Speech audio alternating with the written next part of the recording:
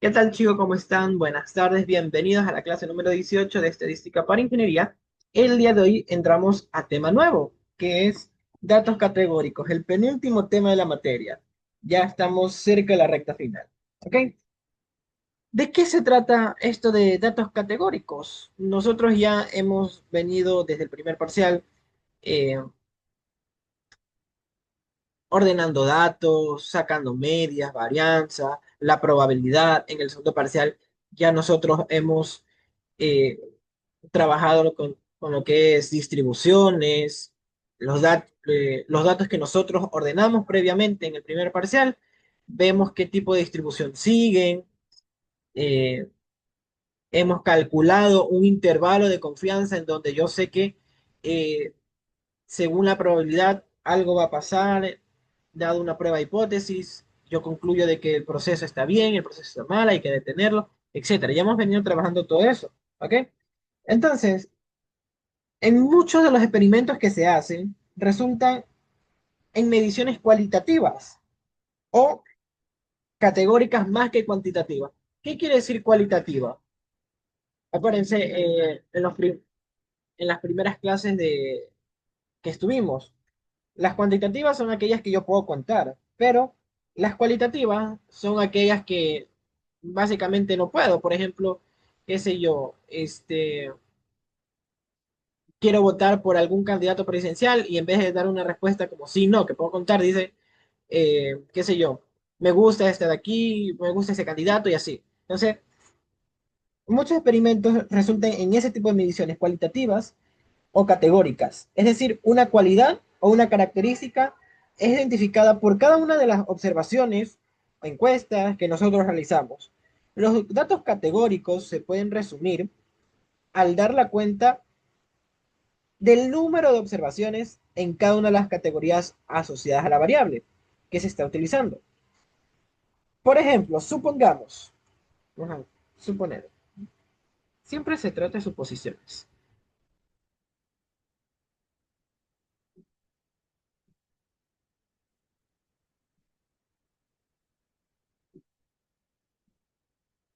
Supongamos lo siguiente, que nosotros tenemos, mm, lanzamos un número n de pelotas negras. Vamos a poner aquí número de pelotas de color negro, ¿ya? Al azar, que caigan exactamente en una de las cajas que yo tengo. Es decir, yo tengo, qué sé yo, 5 cajas y yo lanzo 20 pelotas al aire. Y yo quiero que caigan en exactamente en cualquiera de esas cajas, ¿no?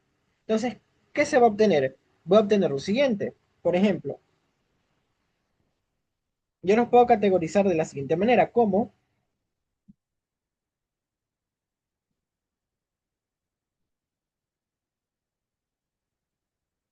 A1, que va a ser la caja 1, A2, así sucesivamente, hasta tener la caja A sub K. K va a representar el número de cajas. Aquí obviamente voy a tener un total, ¿no? Entonces, en cada una de las cajas va a caer una cierta cantidad de pelotas, N1, N2, así sucesivamente, N sub K pelotas, y el total de todo, ¿a qué va a ser igual? A N, porque tengo N pelotas, no me pueden aparecer más de las que yo tengo. ¿Sí o qué? Entonces,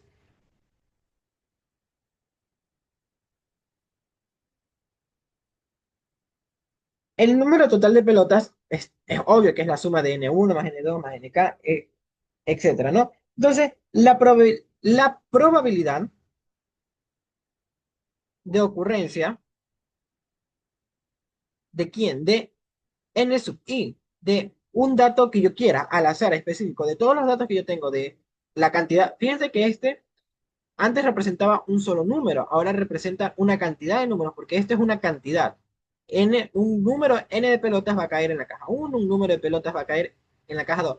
Fíjense que es una observación, porque aquí puedo tener 3 5 pelotas negras, aquí 6 pelotas negras, entonces lo que yo en cada una va a cambiar. Entonces la probabilidad de ocurrencia de NI pelotas, esferas, balones, acierten en cada caja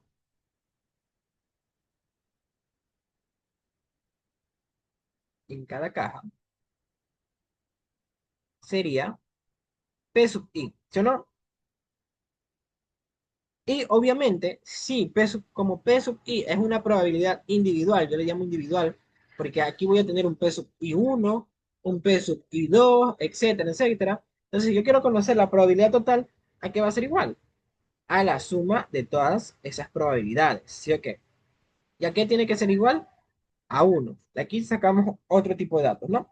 Entonces, si los lanzamientos NI de pelotas son independientes, entonces se dice que este es un experimento multinomial, ¿ok?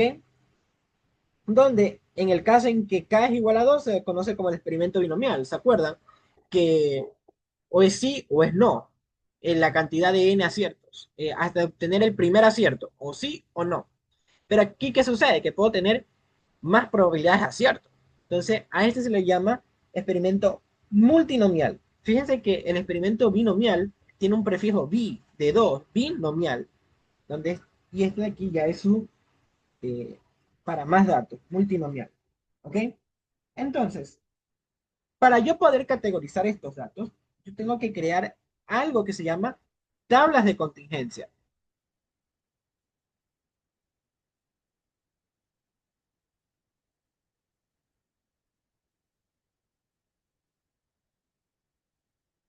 ¿Ok? Que a mí me van a ayudar a poder observar, colocar los datos que yo estoy observando y poder obtener eh, inferencias, suposiciones, datos que yo voy a necesitar para resolver algún ejercicio. Entonces, ¿quiénes intervienen en esta tabla? Y fíjense, esta tabla de contingencia eh, suele ser usada para determinar la independencia entre dos métodos o factores involucrados en los datos. ¿Ok? Me sirve para obtener la independencia. Aquí lo voy a poner. Se usa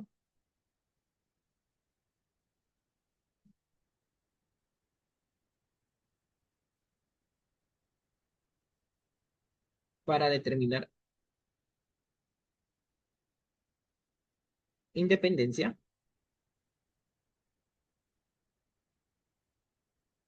entre dos métodos o factores involucrados.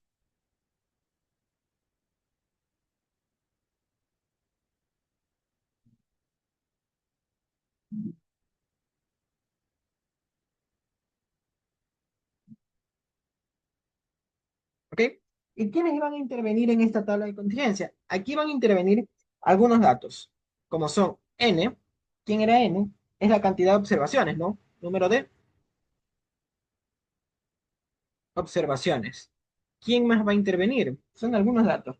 R, que es la cantidad de filas,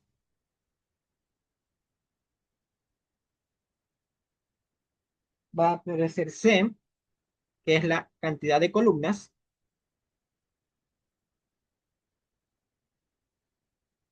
¿ok? También va a aparecer un R sub I y un R sub C. Aquí creo que es R sub J, ¿ok? Que es el total de resultados de la fila I y total de resultados de la columna J, ¿no? O sea, la suma de todo de los resultados, J y R. Total, fila I y total, columna J, ¿ok? También va a aparecer un NJI, que es un dato específico. Eh, el total de muestras observadas en la fila I y en la columna J, ¿no? Son los datos muestrales, o sea, los datos que yo observo, los que me va a dar el ejercicio o los que yo voy a obtener, ¿no? Pero es el dato específico en una casilla. Voy a poner aquí dato específico, ¿ok? Y por último va a aparecer E sub I, J. E sub I, J eh, son los resultados que se obtienen de la hipótesis.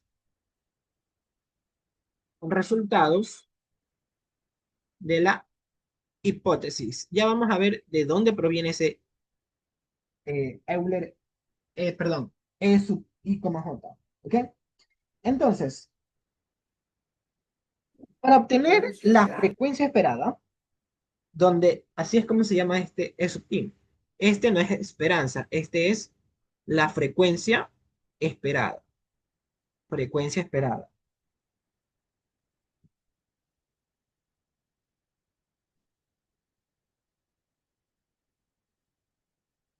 ¿Qué parte? Que se obtiene de una hipótesis, ¿no? Y ya sabemos cómo se hacen las pruebas de hipótesis.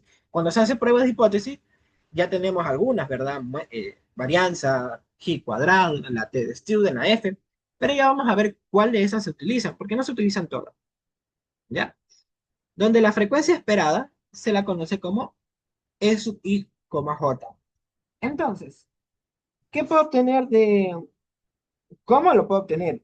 ¿Ya? La fórmula para obtener el esperado de cada dato es igual a la probabilidad de I, J conjunta. Fíjense que esta es una probabilidad conjunta.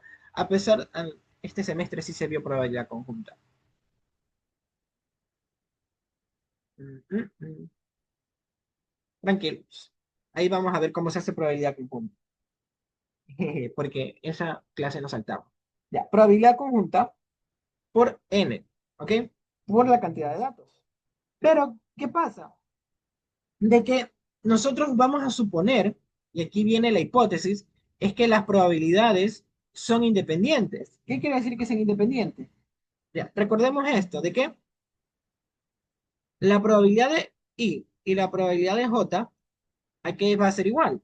Sería al dato en I dividido por la cantidad de N, ¿no? ¿Cómo se llama?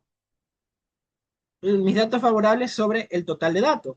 Y lo mismo va a pasar con C. O sea, es como que si yo tuviera una tabla, fíjense que si yo tuviera una tabla así, entonces sería la suma en R, que serían las filas, sería la suma de todo esto dividido para la cantidad total de N. De N sería acá, ¿no? El total de datos. Quiero esto, una parte sobre el todo. Y si yo quiero en J, sería sumar las columnas y dividido para el todo, ¿no? Una parte sobre el todo. ¿Ya? Mientras que P sub I, J, ¿qué sería? La probabilidad de un resultado que pertenezca a la fila I y columna J, es decir, la probabilidad específica. Yo le llamo así, específica. ¿Por qué? Porque estas de aquí son por fila y columna. Vuelvo y repito, es como si yo tuviera una tabla llena de datos, que eso es lo que vamos a tener ahorita. De eso se va a tratar los ejercicios. Y aquí está n, ¿ya? Entonces, eh, estas probabilidades aquí corresponden a, aquí voy a tener una probabilidad, aquí voy a tener otra, aquí voy a tener otra, otra y así sucesivamente, ¿ok? Esta es la probabilidad por filas, que sería CJ dividido para n, ¿no? Una parte por el todo. Y lo mismo voy a tener con la fila. Esta sería RI dividido para n, una parte sobre el todo. Pero este P sub I, J sería la probabilidad específica de un dato, de un elemento de la tabla. ¿Ok? Por eso yo le llamo probabilidad específica. Tiene sentido para mí. ¿Ok? Ya. Entonces, con Profesor, esta disculpe, hipótesis, ¿por qué el resultado, por qué en este dígame, caso el resultado específico es igual a la probabilidad específica? no te entendí. Repíteme, no te escuché bien. Que por qué el resultado de la hipótesis es igual, por qué el resultado de la hipótesis es igual que la probabilidad específica. Ah, ya, ya. Vamos a ver. Justamente voy a eso. Resulta, sucede y acontece que lo que nosotros queremos hacer ahora es una prueba de hipótesis, ¿no? ¿Qué es lo que se debe probar? Nosotros debemos probar por definición de la tabla una tabla de contingencia por definición te dice que te sirve para determinar si dos métodos, dos factores involucrados son independientes. Los datos son independientes entre sí. La ocurrencia de una columna con la otra no tiene nada que ver, ¿ya? Ese es el objetivo. Entonces, por lo tanto, mi hipótesis eh, mi hipótesis nula va a ser la siguiente, de que mi probabilidad conjunta, es decir, PI, J, es igual a P por I y P por J. Son iguales. Si esto ocurre, se dice que los resultados son independientes. Eso se ve, lo debimos haber visto en el primer parcial en el tema de variables conjuntas. Para yo probar la independencia entre dos datos, entre probabilidad, la definición me decía que eh, si son independientes, entonces yo puedo multiplicar la probabilidad de I por J y va a ser lo mismo que la probabilidad conjunta. La probabilidad conjunta tiene una fórmula en específica. Eh, esa sí la vieron en el curso, probabilidad conjunta. Déjame saltarme un ratito pero a probabilidad conjunta. Ese tema sí se las debo porque no lo vimos aquí. Fue muy rápido. Aquí está, probabilidad conjunta. Eh,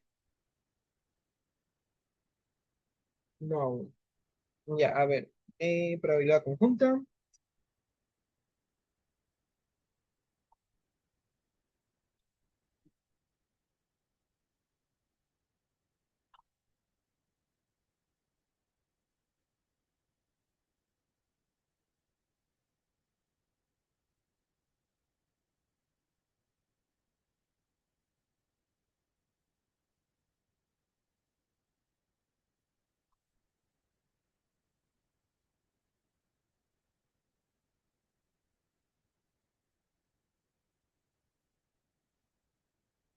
Acá está.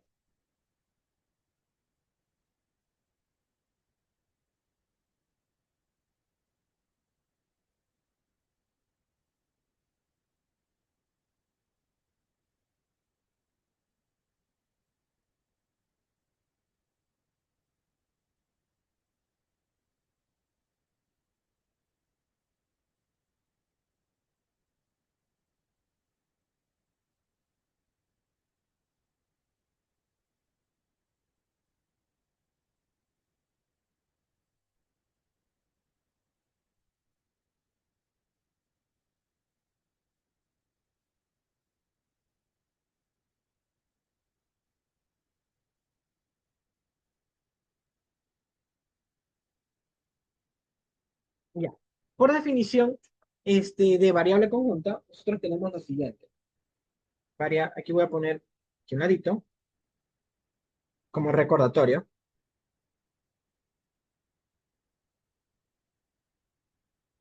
de variables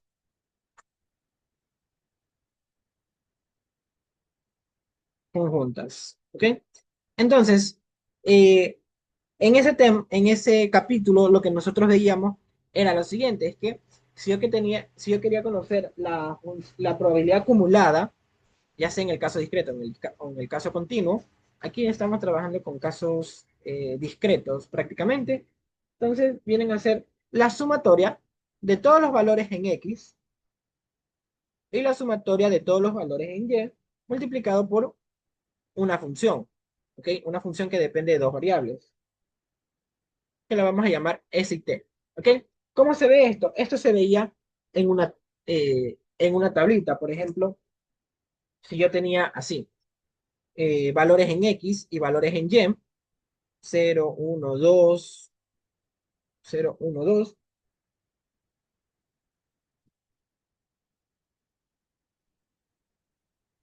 ya. Y aquí yo tenía datos numéricos, A1, A2, A3, A4, A5, A6, ¿ok?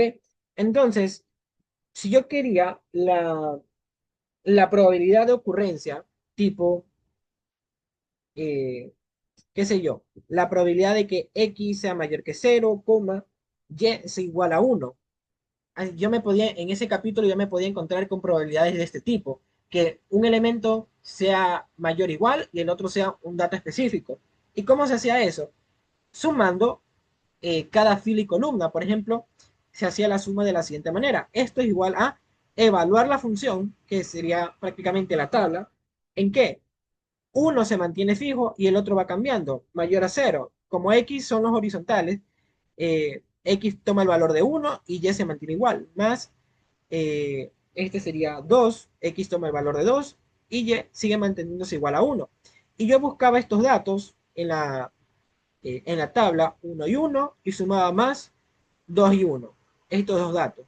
Eso era la probabilidad conjunta, ¿ok? Simplemente era sumar los datos de la tabla. Y la probabilidad individual, a ese se le llamaba como la marginal, donde la marginal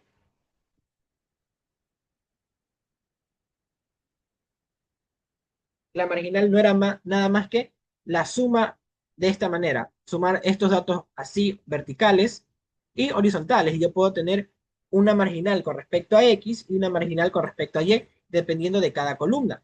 Y eso es justamente lo que ahorita estamos viendo. O sea, en este capítulo de variables conjuntas que lo veíamos paso a paso, ahora se resumen prácticamente en una probabilidad I sub I, que sería toda la columna, sumo todos los valores y los divido para n. Sumo todas las filas,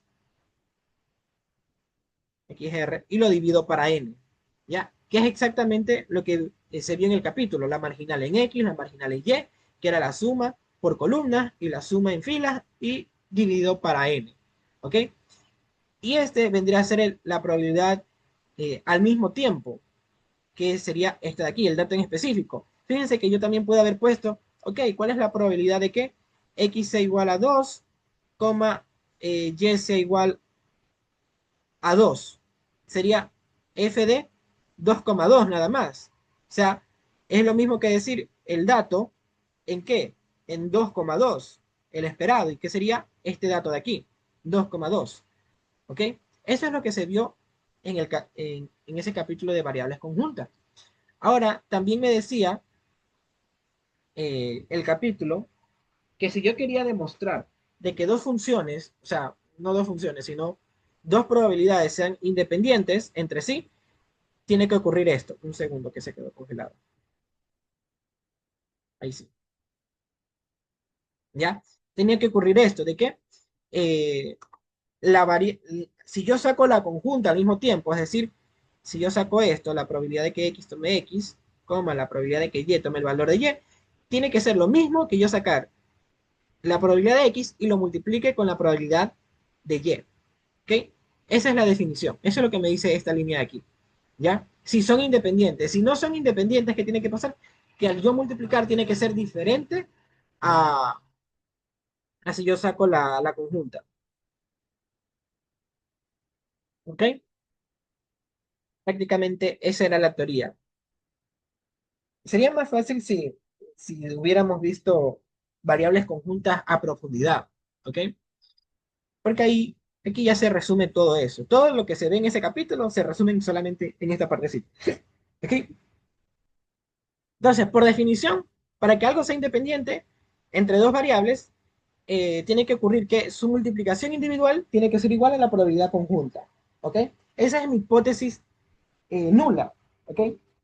Si esta hipótesis fuera cierta, se tendría que la frecuencia esperada, es decir, S sub i, voy a poner aquí, si es cierto, si es verdadero, entonces ocurre esto de aquí, que el esperado, claro, el esperado vendría a ser igual a la probabilidad de i, j por n, que es lo mismo que la probabilidad de i por la probabilidad de j por n, ¿ok?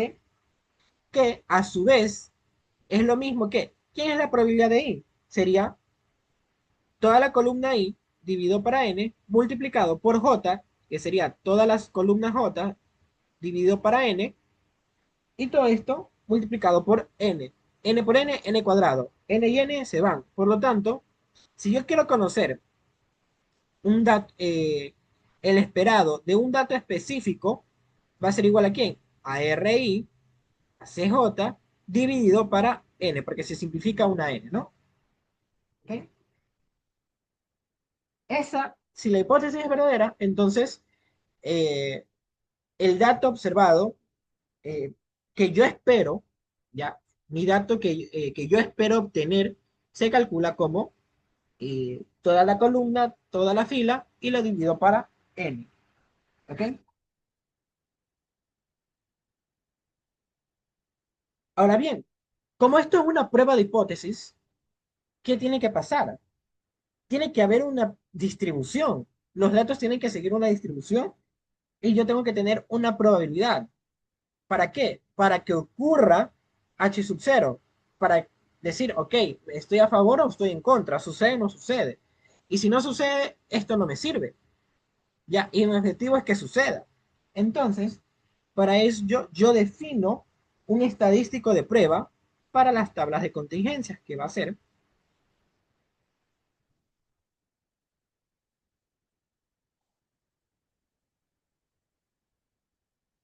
la popular, conocida y pana nuestra, la G cuadrado. ¿Ok? Que por definición, para, para aquí, para este tema, va a ser igual a igual 1 hasta R, o sea, todas las columnas, la sumatoria de J igual 1 hasta C, es decir, filas y columnas, I'm sorry, sumo todas las filas, sumo todas las columnas, multiplicado por el dato existente menos el dato observado al cuadrado, dividido para el dato observado. Si se fijan que este es como un pequeño error, una desviación, prácticamente es la misma fórmula de desviación estándar, ¿no? Para yo calcular qué tanto se desvían los datos de los originales, ¿ya? La prueba G cuadrado. Dado un nivel de, me olvidé, este G cuadrado tiene grados de libertad R menos 1, es decir, el número total de filas menos 1 por el número total de columnas menos 1. Se los multiplica, ¿por qué? Porque la G cuadrado de, tiene un solo grado de libertad, ¿ok? La F tiene 2 grados de libertad. Ya, dado un cierto nivel de significancia alfa para la prueba, si la diferencia entre la frecuencia observada y la esperada, fíjense que esta sería esto, este dato que está aquí es la frecuencia observada, los datos que a ti te dan, y este que está aquí es la frecuencia esperada. Esperada.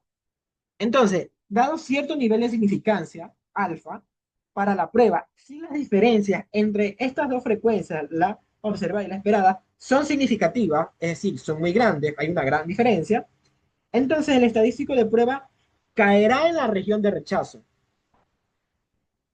rechazando la hipótesis nula, obviamente, lo cual propone independencia entre los resultados. Repito,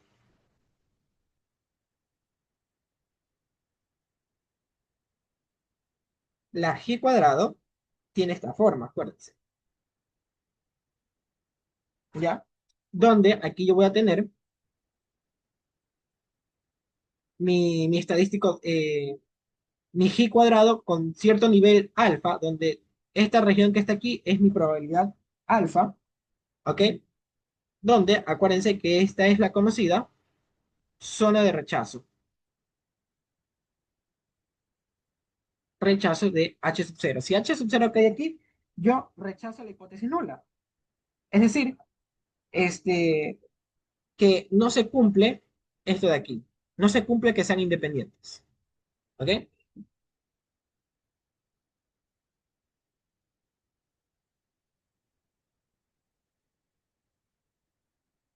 Ya, entonces, si esta diferencia de aquí es muy grande, ¿qué va a pasar con mi estadístico de prueba? Mi estadístico de prueba, que es la G cuadrado, ya, que es este de aquí, este es el estadístico de prueba, es mayor que la G cuadrado con mi cierto nivel de significancia alfa, es mayor, cae en la zona de rechazo. Entonces, los resultados, los datos, no son independientes. No son independientes. ¿Ok?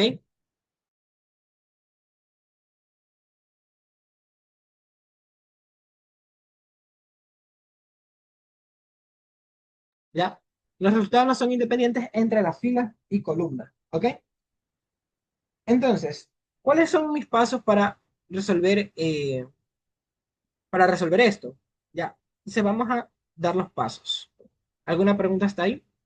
Esa es la parte teórica, ¿no? Yo armo una tabla de contingencia, a mí me piden demuestre o verifique que ciertos datos sean independientes entre sí, entonces, ¿qué yo tengo que hacer? Planteo una hipótesis, asumo que es verdadera, entonces eh, obtengo mis datos esperados, calculo mi Z estadístico y perdón, mi G estadístico y mi G de nivel de significancia alfa. ¿Y qué pasa? Si cae en la zona de rechazo, entonces los datos no son independientes. Si cae en la zona de no rechazo, es decir, acá en uno menos alfa,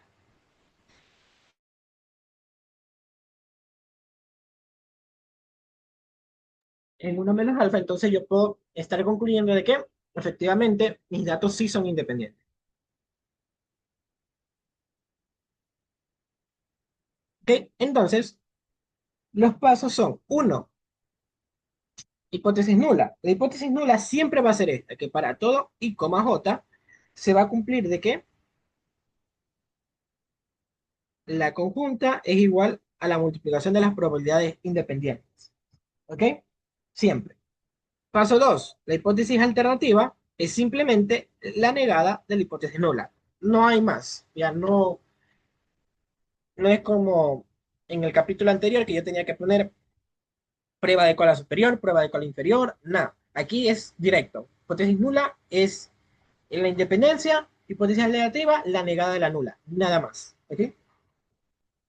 3, mi nivel de significancia. Si me la dan, la hago. Si no me la dan, ¿qué tengo que hacer? Este, 95, 96, 78%, 95, 98, 99%. ¿Ok? Lo que yo quiera.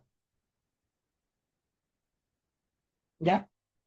4, si yo ya tengo alfa y además tengo mis grados de libertad que vienen a ser R-1 multiplicado por C-1, entonces yo puedo obtener ¿a quién? A la zona de rechazo para H sub 0. ¿Ok? Y por último, 5, calcular el estadístico de prueba.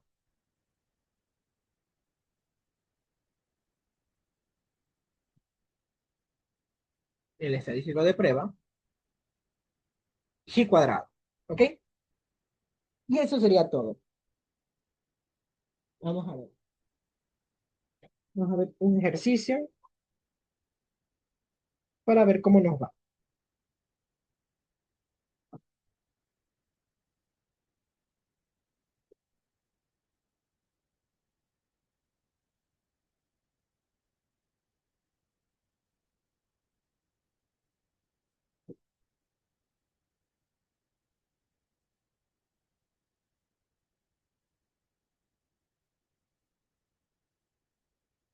Ya, aquí tengo un ejercicio.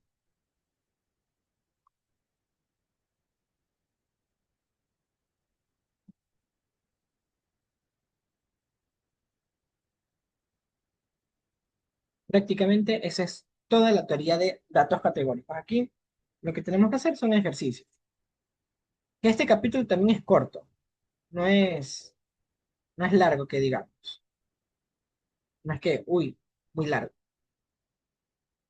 Mm, Déjame borrar esto.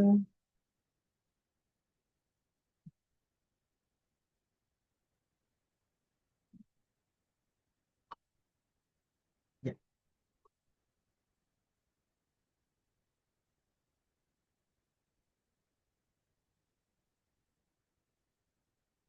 Entonces, los ejercicios que nosotros se nos van a presentar son los siguientes.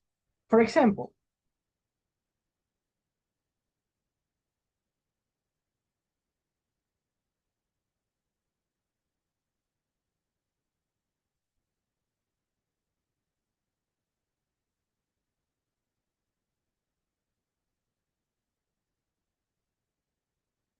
ya. Los datos de la siguiente tabla son los conteos de frecuencia para 400 observaciones de números de colonias bacterianas dentro del campo de un microscopio. Usando muestras de película eh, de un lácteo, hay suficiente evidencia para decir que los datos no se ajustan a la distribución de Poisson. Use alfa igual a 0,05. Ah, ya, me faltó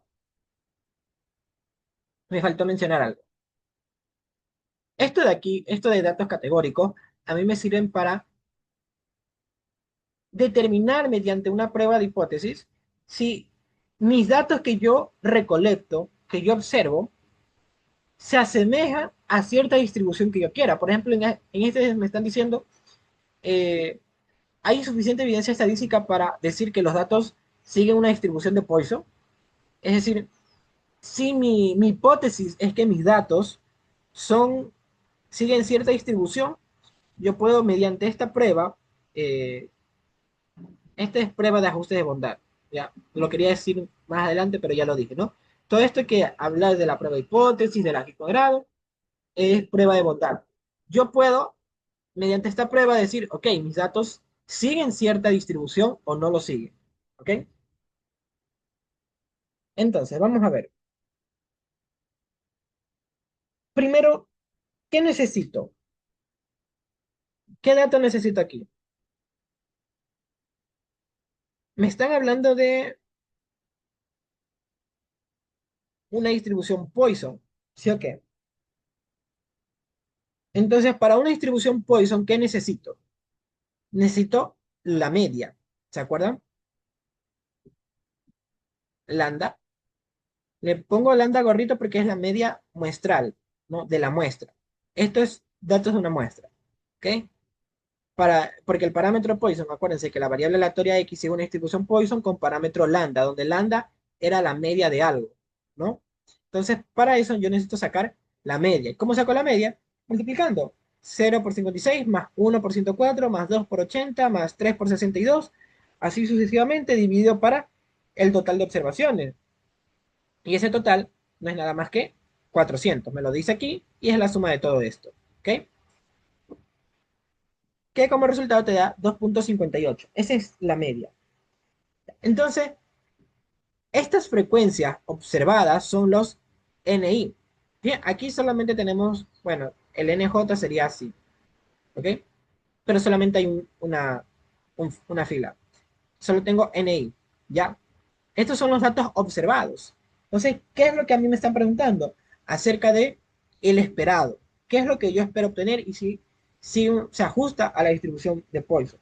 Entonces, como sigue una distribución Poisson, ¿qué necesito? Y por último, no tengo que recordar, porque eso está en la fórmula, en el formulario. La Poisson, ¿cuál es la función de distribución?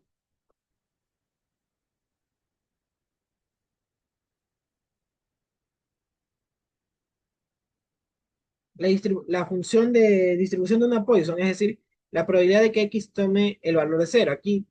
Aquí desgraciadamente, en estos ejercicios son demasiado extensos, porque tengo que sacar la probabilidad para cada uno de estos elementos. El número de colonias, hasta 19. ¿Ya? Eso es lo malo, de que son ejercicios demasiado extensos.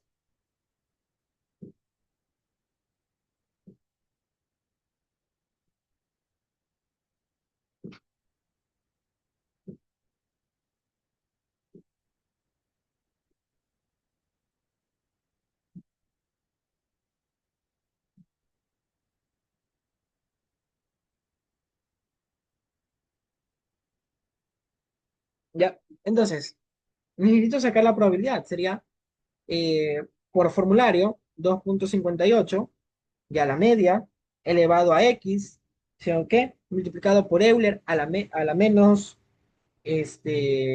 media, que sería 2,58, dividido para X factorial.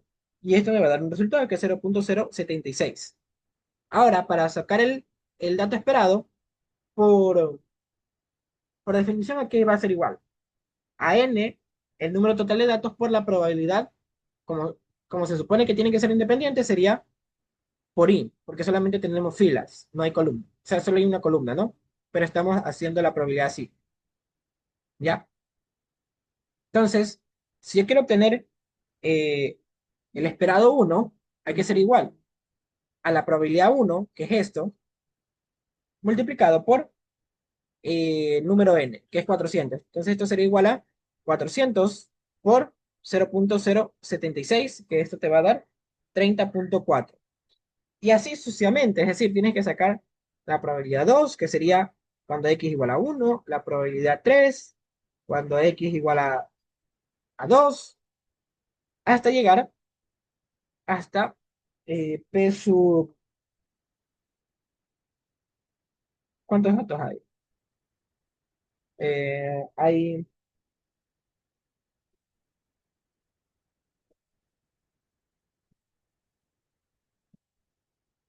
hay 13 datos. Sería p sub 13 es igual a la probabilidad de que x tome el valor de 19. ¿Ok? Así mismo tienes que llegar hasta el esperado 13, que sería igual a la probabilidad 13 por 400. ¿Ok? Por cuestión de tiempo, porque son demasiados, se los voy a colocar. ¿Cuáles son los datos que tienen que aparecer? Voy a copiar esto.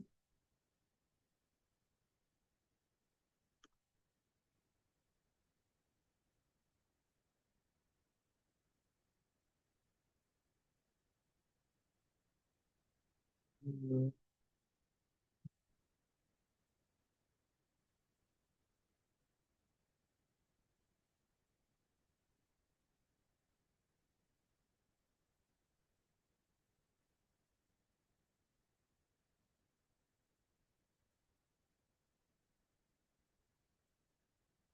Ahí sí.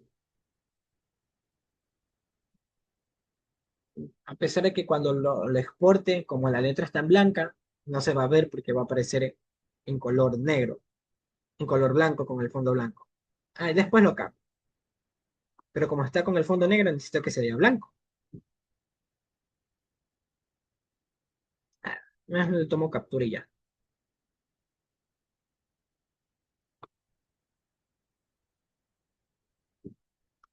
Ah, le dice así.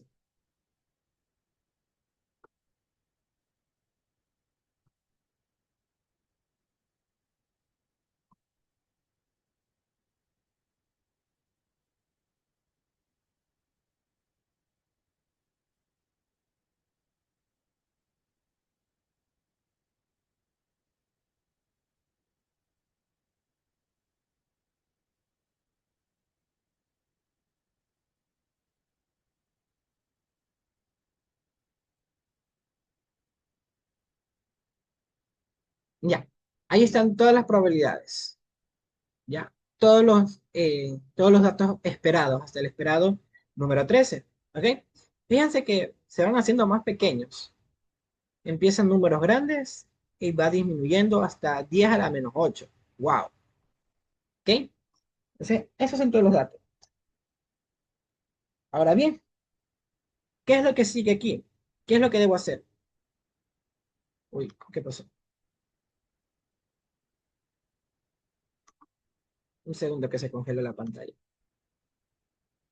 Ahí sí.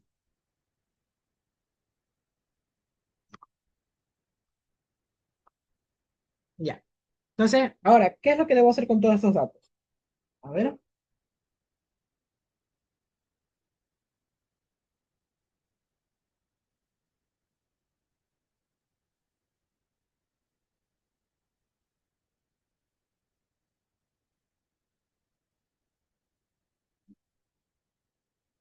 ya. Ahora, aquí hay una condición especial, ¿ya? Que esta condición es para cualquier ejercicio, una condición universal, ¿ok? Que es que para todo i, o sea, para todo elemento, ya sea fila, columna, el esperado tiene que ser mayor que 5, mayor o igual a 5, ¿ok? Ese es como es la condición especial, ¿ya? Para que todo esto funcione, para que todo esto nos vaya de maravilla, ya cualquier ejercicio que nosotros hagamos me salga perfecto, por así decirlo, tiene que cumplirse esa condición. Es decir,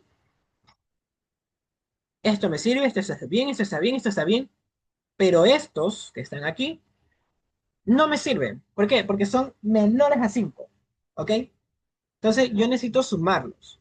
¿Por qué sumarlos? Porque no puedo quitar datos. Si yo digo no me sirven y los quito, ya no tengo todos los datos. O sea, estoy cortando datos, no voy a tener el resultado que yo quiero. Yo los necesito acumular, es decir, sumar, trabajar con todos los datos, pero ya no individual porque no cumple la condición. Pero lo que puedo hacer es sumarlos. Entonces, desde, desde esta frecuencia de aquí, que es 7, desde aquí lo sumo, es decir, sumar desde el esperado 8, que sería este, hasta el esperado 13. Entonces, una vez que tú sumes todo eso, se hace una tabla, otra tabla, y esa tabla te va a quedar de la siguiente manera.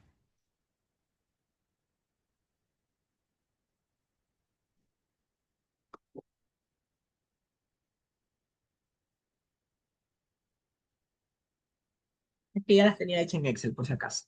¿Ok? Entonces, esa es la tabla que me va a quedar. Fíjense que es la misma tabla. Número de colonias por campo, 0, 1, 2, 3, 6, hasta 6. ¿Por qué? Porque a partir de 7, ¿qué sucede? Los tengo que sumar y los sumé, por eso los agrupo y los pongo mayor o igual a 7. Y lo mismo tengo que hacer con las frecuencias, las tengo que sumar desde 7, 9, 14, 17, 19, 20. Sumo todas las frecuencias y como sumo todas las frecuencias, por ende, ¿qué va a pasar? Los datos esperados también se suman, ¿ya? Para no tener que sacar aparte, porque tendrías que sacar un nuevo cálculo, ¿no? Tendrías que px igual a 20, Euler, no sé cuánto. Entonces, simplemente estos datos también se suman, ¿ya? Y me va a dar 6,44. La suma de todos esos datos, ¿ok? Entonces, finalmente, para saber si esto está bien, ¿qué tengo que hacer? Acuérdense, ¿cuál es la prueba de hipótesis? La prueba de hipótesis para este ejercicio me piden que se ajusten con datos de bondad, de Poisson. Entonces sería, eh, qué sé yo, f de x, mi función, lo que sea que tengo que me estén dando, ya, sigue, tiene una distribución Poisson, ¿ok? La alternativa, la negada de la nula, ¿ok? Entonces, ¿qué necesito?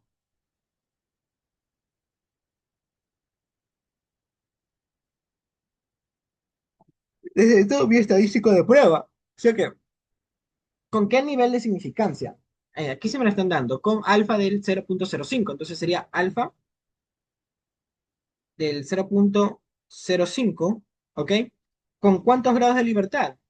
Mis grados de libertad son 1, 2, 3, 4, 5, 1, 2, 3, 4, 5, 6, 7, 8. 8 menos 1, 7, ¿no? Con 7 grados de libertad, ese es mi G cuadrado a este nivel de significancia y mi estadístico de prueba sería la definición. ¿Cuál es la definición? Es la suma de los datos observados,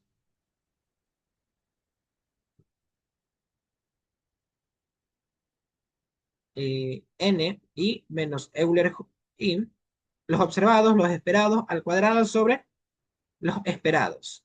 Es decir, esto 56 menos 30,4 al cuadrado dividido para 30,4.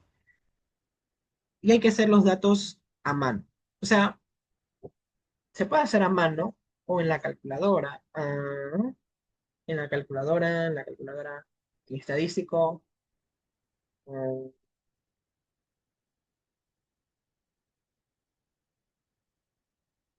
¿Se podrá? Supongo que sí. No tengo la calculadora a la mano para comprobar, pero supongo que sí se puede hacer esto. Incluso si la calculadora tiene Excel, sería más fácil, porque hay tablas de Excel y se podría hacer esto. Me pregunto si se podrá. ¿Alguien lo ha intentado? Cada semestre se me ocurren nuevas formas de usar la calculadora y para que se haga más rápido. 30,4 más sería 104 menos 78 al cuadrado sobre 78 y así sucesivamente. Entonces, g cuadrado, yo les aseguro que esto te va a dar 74,7. Pero ¿cuánto me da este, esto de aquí? El g cuadrado con nivel de significancia. Entonces, para ello tenemos que ir a la tabla de la g cuadrado, chi square,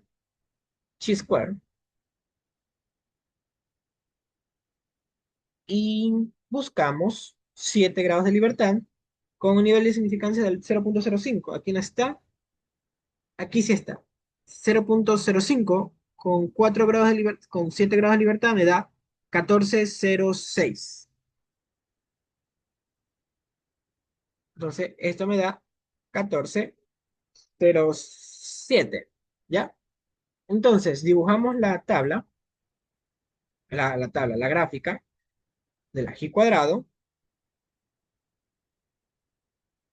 y tengo este valor de aquí, esto no se ve, que es igual a 14,07, pero mi estadístico de prueba, ¿dónde cayó? Cayó 74, es decir, cayó por acá, 74,7. Muy mayor, ¿sí o no? Entonces, ¿cuál es la conclusión? ¿Qué me preguntan? Me preguntan sobre, ¿hay suficiente evidencia estadística para decir que los datos no se ajustan a la distribución de Poisson? Como cae en la zona de rechazo, la hipótesis nula es que f de x sigue una distribución Poisson. Mis datos siguen una distribución Poisson. Por lo tanto, yo puedo rechazar la hipótesis alternativa, nula, perdón, y decir, por lo tanto, se rechaza h sub 0 a favor de h sub 1, ya que sí existe suficiente evidencia estadística para decir que los datos no siguen una distribución de Poisson. Así son los ejercicios. ¿Son extensos? Sí, muy extensos, demasiado extensos diría yo. ¿Ok? Entonces, ¿qué tal? ¿Cómo vieron ese ejercicio?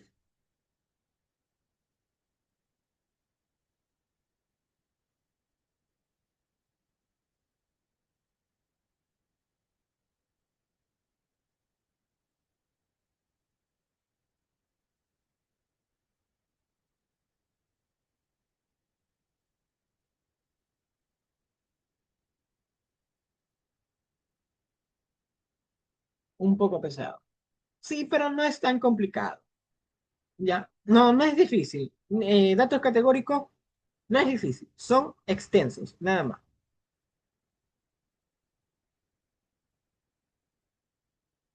Vamos a hacer otro ejercicio.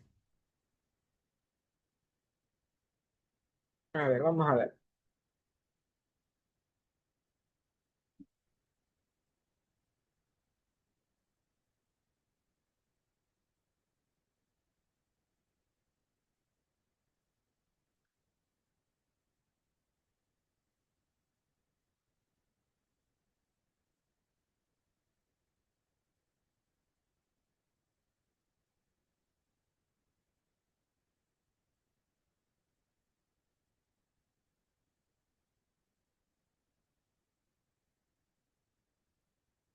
Vamos a hacer esto.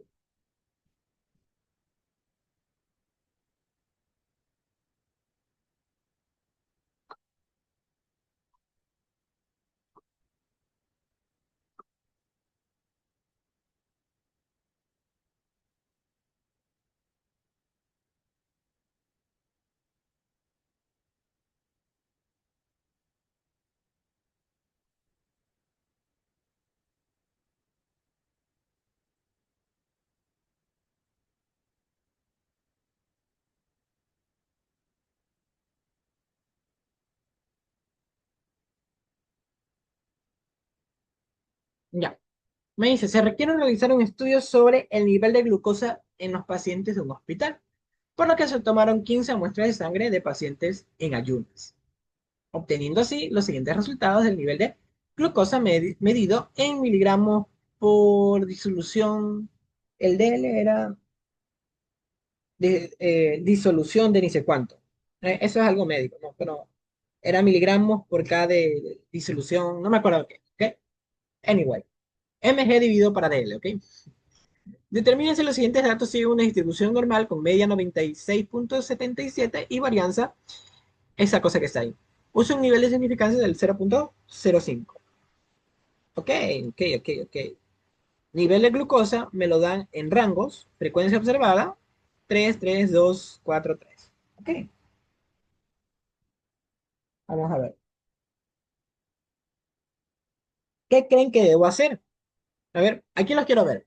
Esta tabla es similar a la que tengo aquí, pero solamente que está de otra manera. Entonces, ¿qué debo sacar primero?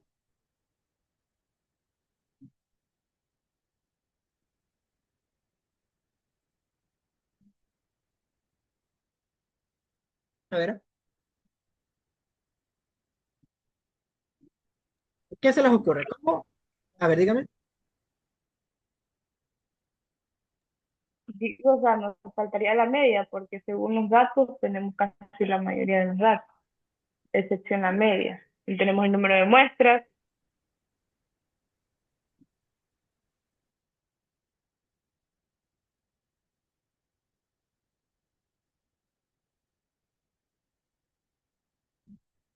Ok, me dices, falta la media. No la necesitas. No, es más, la puedes, con esa tabla que te están dando, que es de la muestra, puedes obtener la media. Sí, la puedes obtener. Eso es un dato agrupado. ¿Cuál es la fórmula de media para datos agrupados? Hasta eso voy a ver la calculadora porque no la tengo en la mano. Irme a seco. Pero de esa tabla puedes sacarla. Busca en tus apuntes y verás que hay una media, la media para datos agrupados.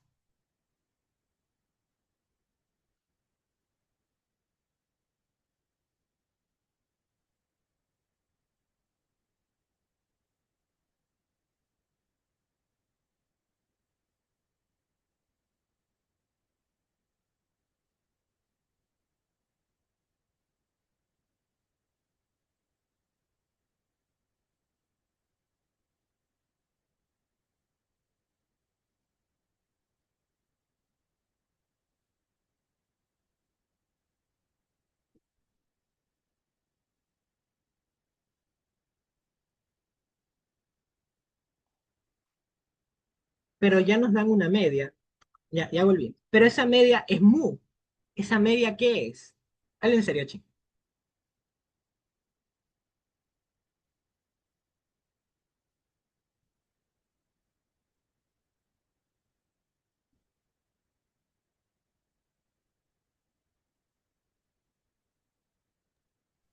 Disculpe, en este caso que se trabaja para poder sacar con la tabla T, ¿o no?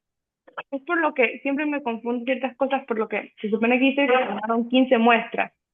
Y para sacar, por ejemplo, lo del valor de Z es cuando son mayores a 30. Ya, aquí viene lo siguiente. Es que eh, lo que te están pidiendo aquí no es que tú calcules las probabilidades normales que nosotros sacamos. Nosotros queremos verificar si estos datos que están aquí siguen esa distribución normal, ¿ok?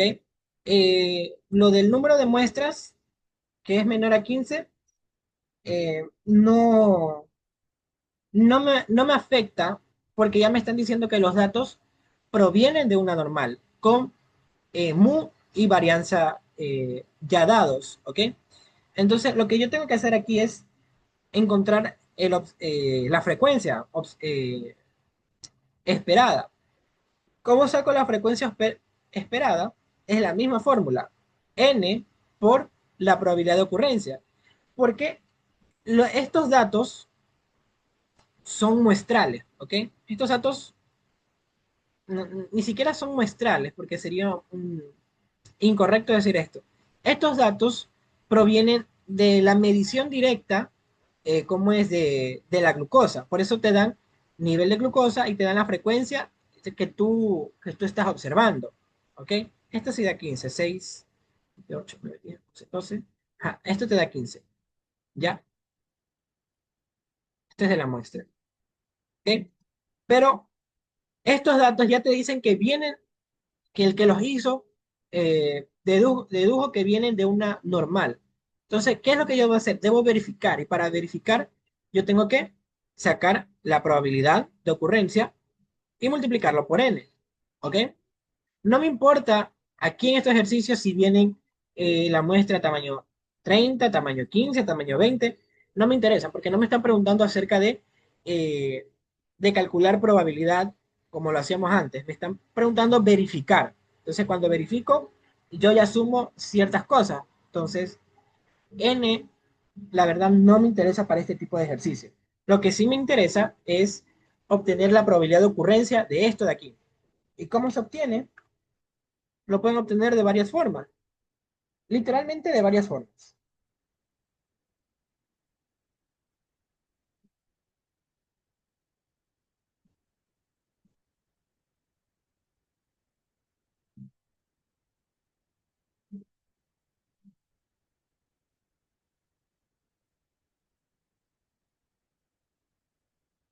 ¿Ya? ¿Alguien ya sacó cuál es la media?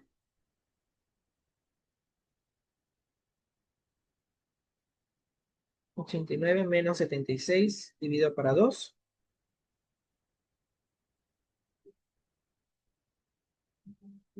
102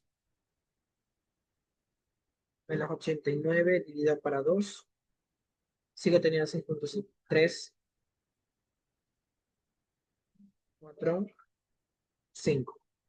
La marca de clase, todas son 6.5. O sea, son equidistantes. 3, 3, 2, 4, 3.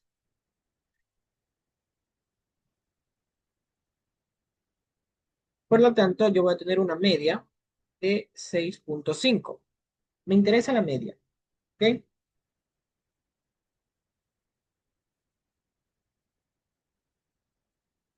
Entonces, yo puedo calcular la probabilidad así. ¿La probabilidad de qué?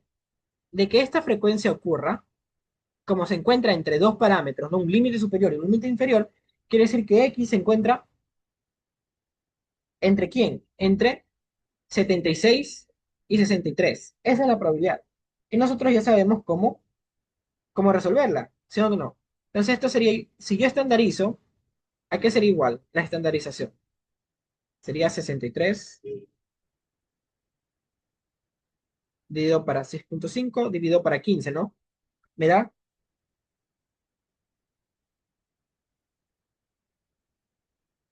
376.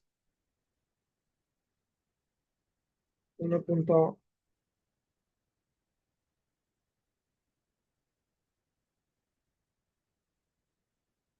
perdón, es que es mu mayúscula. Eh, 96.37 menos 6.65.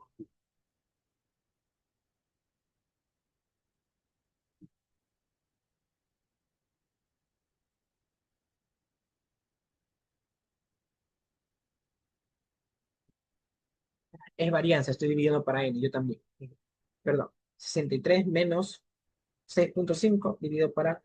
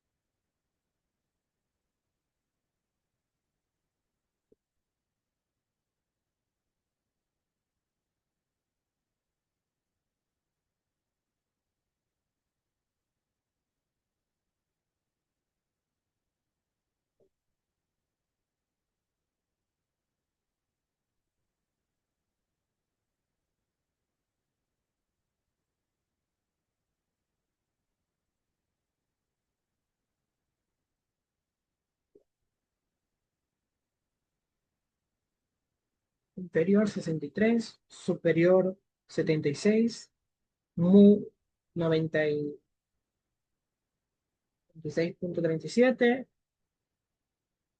sería como raíz de 732.72.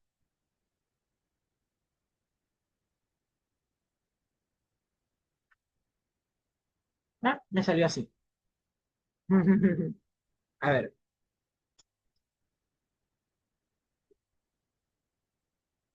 mm,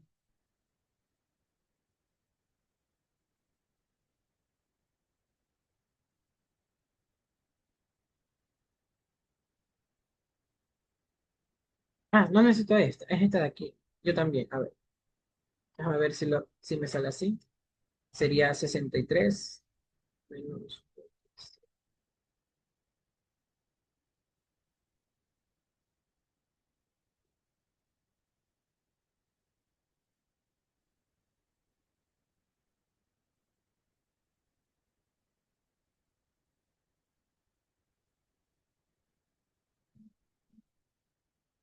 Ya, sí es así. Ok. Ahora sí ya lo verifiqué. Eh, lo que ustedes tienen que sacar es esto. Menos 76. ¿Ok? Y lo tienen que estandarizar. ¿Y recuerdan cómo se estandariza? Sería esto menos mu sobre sigma. Sobre estos datos que están aquí. Estos datos que están aquí. Aquí sería la z. Aquí sería 76 menos mu y sigma. Si ustedes sacan eso, les van a dar, aplicando álgebra, te va a quedar esto. Z menor que 1,73. Te va a quedar en negativo, pero el negativo, eh, como ya como ya lo estandarizaste a Z, es lo mismo que al revés. Entonces, que el valor absoluto te va a quedar eso menos esto de aquí, 1,05. ¿Ok? Te va a quedar de esa manera. Y la probabilidad de ocurrencia de esto va a ser 0.1051. ¿Ok? De esa manera, son estos datos que están aquí. Casi me olvido.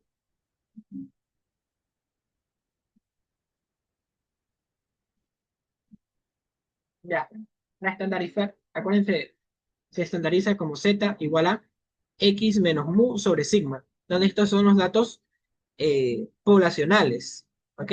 Tú estandarizas, por eso es que x no me importa, porque tú cuando estandarizas utilizas eh, los datos muestrales, perdón, poblacionales, muy sigma. Ya. Estandarizas como normalmente estandarizas, no utilizando el teorema del límite central. El teorema del límite central es para lo de las inferencias. ¿Ok? Netamente para indiferencias. Cuando tú estás estandarizando eh, normalmente una distribución normal, es mu y sigma. El otro era eh, sigma sobre raíz de n. Ese es teorema del límite central. Ya. Ese de ahí no se lo utiliza aquí. Se utiliza esta estandarización. Ya lo acabo de verificar. Y como ya lo verifiqué, ya podemos utilizarlo ahora sí en todos los ejercicios. ¿Ok? Ese de ahí. Si tienen su calculadora y tienen la opción de distribución normal, acumulada normal, que les sale como DA normal, pueden hacerlo más sencillo. Por eso es que en el segundo parcial incluso los profesores ya te enseñan a utilizar eso de ahí, porque este tema son demasiado largos, como esto de aquí. ¿Ya? Cuando trabajas con la normal, puedes poner como límite inferior, límite superior, puedes poner mu directamente este valor y sigma la raíz de este valor. Si pones eso, te sale directamente 10,51. También puedes poner el límite inferior que es 89, perdón, 76, límite superior que es 89 y mu y sigma siguen siendo los mismos y te va a dar 20,51. Este es P1, P2, haces lo mismo, yo lo estoy haciendo directamente en la calculadora con la función de distribuciones y me queda 20,51. ¿Ok? 89 y 102. 26, 21.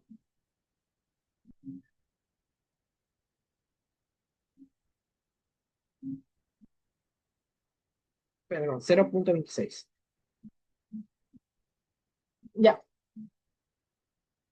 en la calculadora les va a salir más preciso que si ustedes lo hacen eh, en mano, porque ustedes van a perder decimales. Y en la calculadora es más preciso. 102 y 115. 21,80. 21, perdón, 74. Y por último, P sub 5, que sería igual a 128 menos 115, perdón, 115 es el inferior y el superior es 128.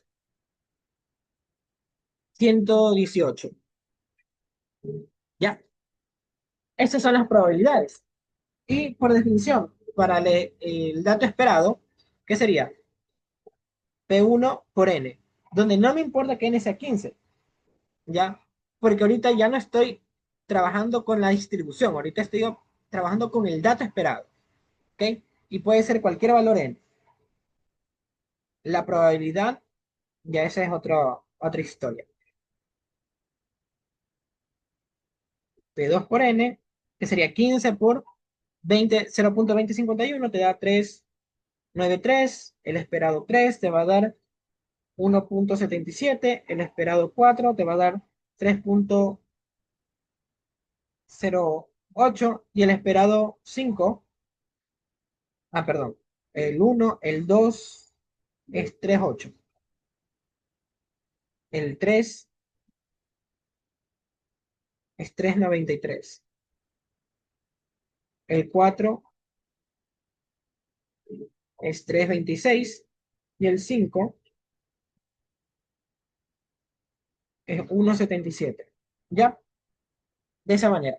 Ahora bien, ¿qué ocurre? Que tiene que cumplirse esta condición. Tiene que ser mayor o igual a 5 los datos esperados. ¿Qué sucede? Ningún dato aquí es mayor que 5. Entonces, ¿qué puedo hacer ahí?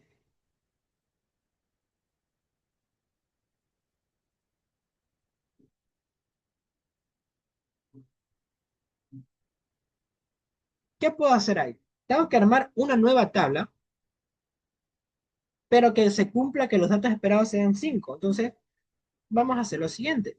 Para hacer que se cumpla sin modificar nada, simplemente tengo que agrupar datos. Nivel de glucosa, lo voy a copiar.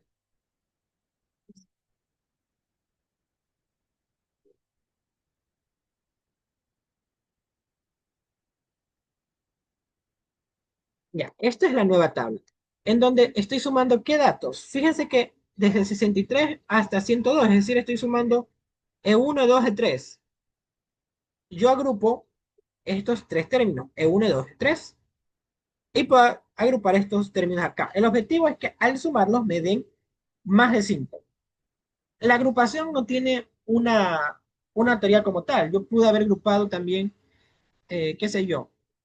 O sea, tienen que ser continuos. No puedo agrupar el 1 con el 7, pero la distribución de grupos sí. Por ejemplo, qué sé yo. mm, Si tuviese, si tuviese otro dato aquí en medio, pudiera haber sumado estos tres y después estos de acá. En este caso estoy sumando los tres de aquí, dejando los dos de acá. Pude haber sumado también estos tres de aquí, pero esto, ¿cuánto me iba a dar este de acá? 3 8, ¿cuánto me da ese? 1.58 más 3.08 me da 4.66. Entonces, no me abastece estos dos datos. Tengo que sumarle un dato más. Entonces, por eso le está sumando consecutivamente. Tienen que ser seguidos. No puedo saltarme. 3.93, que me da 8.59. Y sumo los otros dos hasta que me dé 5. Mayor o igual a 5.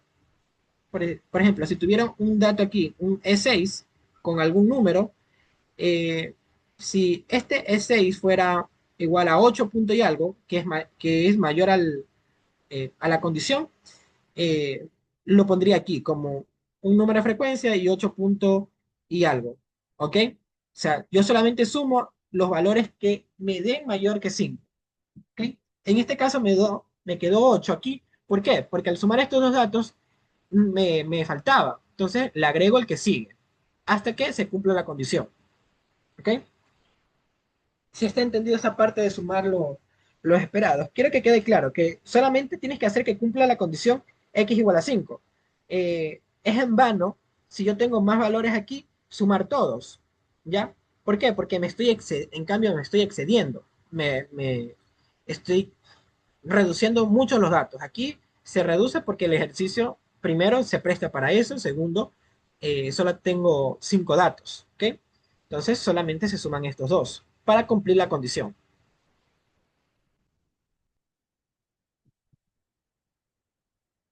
¿Sí? Ya, a ver. Entonces finalmente me queda calcular g cuadrado con el nivel de significancia que me están dando 0.05 con ¿cuántos grados de libertad? Los grados de libertad no son en base a la tabla original, son en base a la tabla ya reducida, siempre la reducida. Entonces como solo tengo dos datos, sería un grado de libertad. Si ustedes van a la tabla, ustedes se van a dar cuenta de que esto les va a dar 3.84, ¿ok? Y su estadístico de prueba, g cuadrado, ¿qué sería? Sería simplemente 8 menos 859 al cuadrado sobre 859, este es más sencillo, 7 menos 503 al cuadrado sobre 503. Y esto les va a dar 0.81. Está más que claro de que cae en la zona de no rechazo.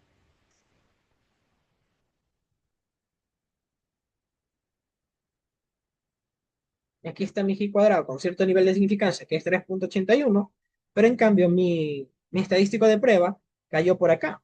Acá queda mi estadístico, que es 0.81. Y está en la zona de no rechazo, ¿no? Por lo tanto, ¿cuál es la conclusión? No se rechaza H sub 0. No hay suficiente evidencia estadística para decir que los datos no se ajusten a una distribución normal. Ya, no hay datos suficientes para decir que no se ajustan. O sea, no puede estar a favor de H sub 0. Eso ya lo dijimos en las primeras clases de prueba de hipótesis. No, la hipótesis nula no se acepta, solo se rechaza. No existe suficiente evidencia estadística para decir que los datos no siguen una distribución normal.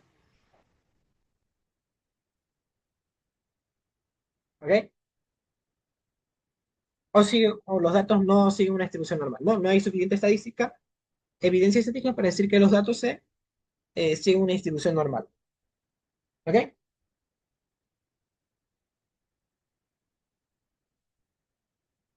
Y el resto son ejercicios sumamente similares. No son largos, o sea, no son complicados, más bien son largos. Y ya les voy a dar ejercicios para que ustedes practiquen, ¿ok? Entonces, chicos, eso ha sido todo por la clase del día de hoy de datos categóricos.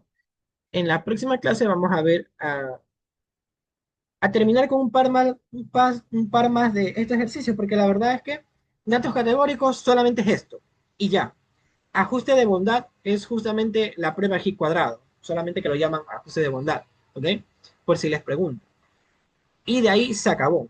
Este es un tema demasiado corto y super flash. Y ya en la próxima clase ya entramos a lo que es, ya, ahora sí, el último tema, regresión lineal. Uf, qué tema, ¿ok? Entonces, eso sería todo por la clase del día de hoy, chicos. Ya voy a subir la clase grabada y una vez voy a pasar ejercicios para que ustedes practiquen, ¿ok? Mira, chicos, estudien, que ya estamos en la recta final.